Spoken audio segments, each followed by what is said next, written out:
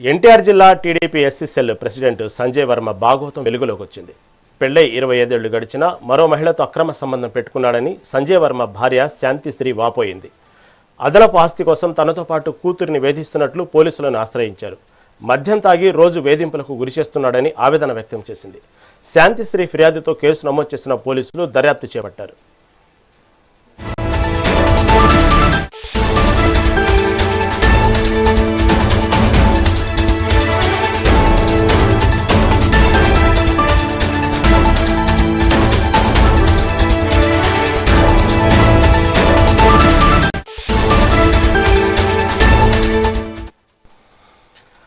ఎన్టీఆర్ జిల్లా TDP SC cell president Sanjay Varma Bhagavatam వెలుగులోకి వచ్చింది.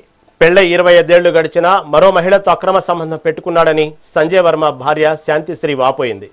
అదనపు ఆస్తి కోసం తనతో పాటు కూతుర్ని వేధిస్తున్నట్లు పోలీసులను ఆశ్రయించారు. మద్యం తాగి రోజు వేధింపులకు గురిచేస్తున్నాడని ఆవేదన వ్యక్తం చేసింది. శాంతిశ్రీ ఫిర్యాదుతో కేసు నమోదు చేసిన పోలీసులు దర్యాప్తు చేపట్టారు.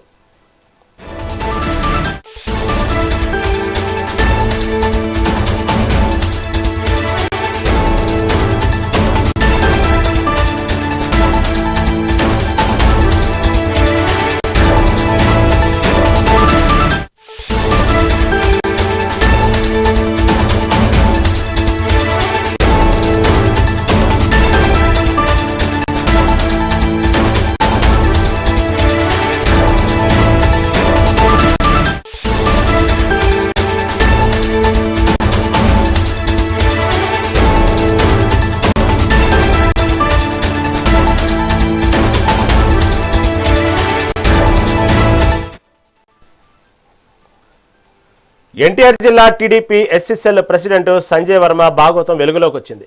పెళ్లై 25 ఏళ్లు గడిచినా మరో మహిళతో అక్రమ సంబంధం పెట్టుకున్నాడని సంజయ్ వర్మ భార్య శాంతిశ్రీ వాపోయింది. అదనపు ఆస్తి కోసం తనతో పాటు కూతుర్ని వేధిస్తున్నట్లు పోలీసులను ఆశ్రయించారు. మద్యం తాగి రోజు వేధింపులకు గురిచేస్తున్నాడని ఆవేదన వ్యక్తం చేసింది. శాంతిశ్రీ ఫిర్యాదుతో కేసు నమోదు చేసిన పోలీసులు దర్యాప్తు చేపట్టారు.